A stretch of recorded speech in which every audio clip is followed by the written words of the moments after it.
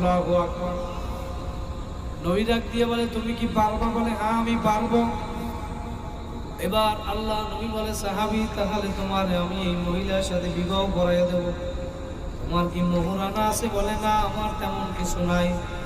বলে সূরা পারো কয়টা মুখস্থ? বলে 10টা সূরা আমি মুখস্থ পারি।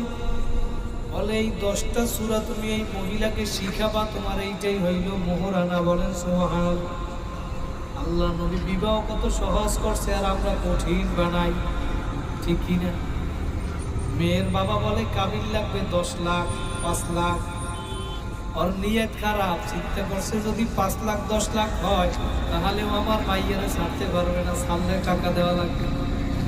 সেই বিবাহের শুরুতে হয় নিয়ত খারাপ, ওই বিবাহের মধ্যে কোনোদিন বরকত হইতে পারে না। কথা বলেন ঠিক কিনা?